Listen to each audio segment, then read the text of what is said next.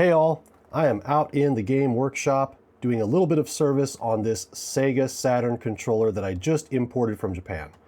When it comes to Saturns, I just like the Japanese colors better than the North American colors. You know, it's just all black, which is kind of boring.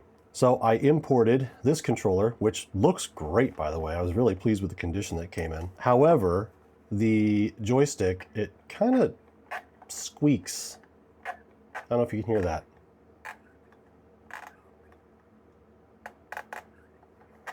So, going to do a little bit of work on this. Other than that, this thing looks beautiful.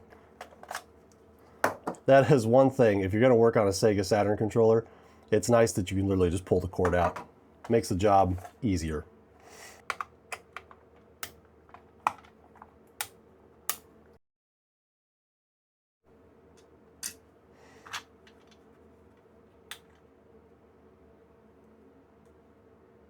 Okay, it's actually very clean. There's a little bit of dirt around the start button, but I mean, you got to expect something. Okay, well, let's go ahead and take this off. Now, if you've never taken apart a Saturn 3D controller before, you might be surprised to learn that it's actually not even connected to the circuit board. And that's because even as far back as 1995, Sega was using Hall effect joysticks. That's right. Having some problems with stick drift on your Switch 2? Sega solved this problem 30 years ago. You can see the little Hall effect sensors right there. Now I will say, getting this apart is a bit of a trick. This stick box is not as easy to work on as a Dreamcast one, so they still did make improvements, but it is possible. No matter how many times I do this, this part always makes me nervous.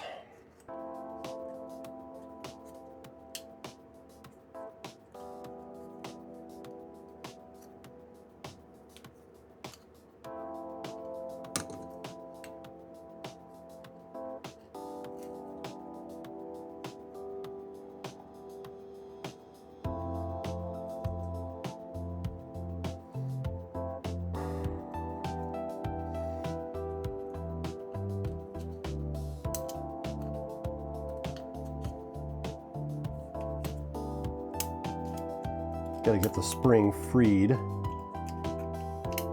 by just working it around.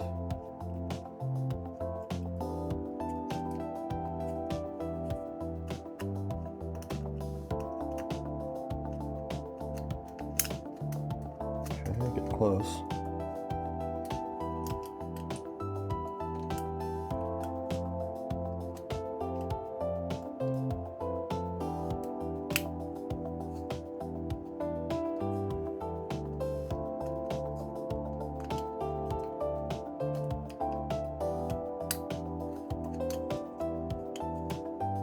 Come on, baby, you're almost there. There we go.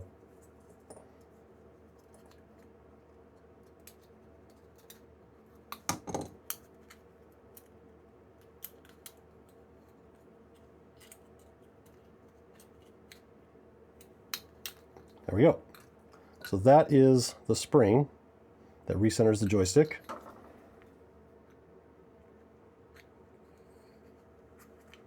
There we go. And that is all there is to a Saturn 3D joystick's parts. So inside here is the magnet. So this just rocks around on top of these sensors, and that is how it detects the position. Okay, so gosh, I gotta tell you, this doesn't even need to be cleaned. It's just, what an excellent condition find. But I do not like that squeak, and I just kind of want to make the operation a little bit smoother. So we're going to use silicone grease. And we'll put this around a few different parts strategically, and it will make the joystick operation a lot smoother. So one place it definitely has to go. It takes so little, by the way, just so little. You got to put some on the tip of this that goes into that socket down there, because this definitely takes wear. But one of the biggest parts is around here, because this disc constantly slides on that.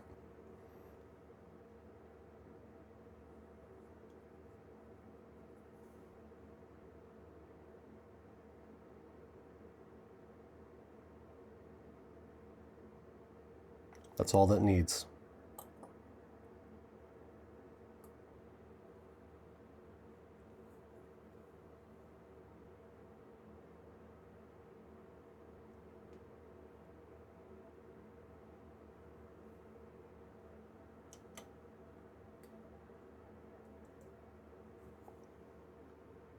Okay.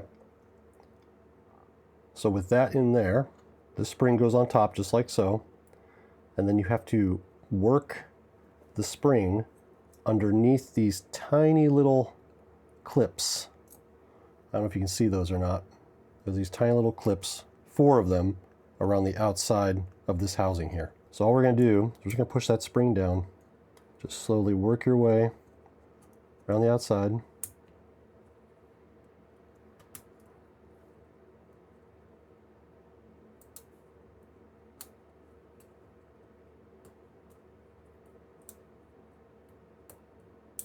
That's it.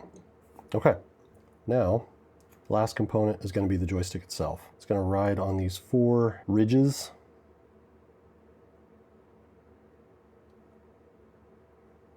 And then kind of the hardest part to do is to hold it while also doing this edge. Okay. After that, all you got to do is line up the ridges with these little indentations on the side. There we go. There's a 2 little posts here and here. Just got to line them up with the holes on the PCB. Okay. Once it snaps on, you're done. Oh my goodness, that is already so much better. All right, triggers look exceptionally clean. Just going to clean them while it's all apart. Oh boy, there we go. There's the dirt.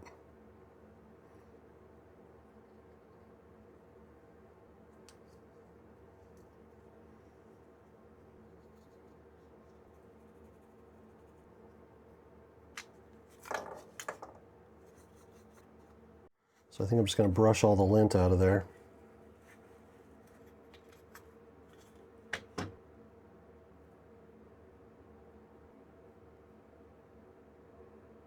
All right.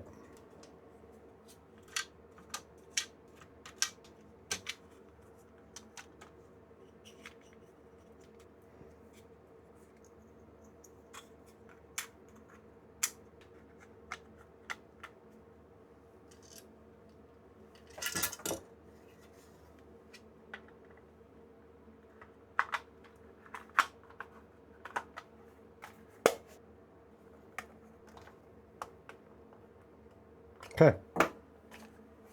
Wow. That feels so much better. That's it. That is how I service these Saturn 3D controller joysticks.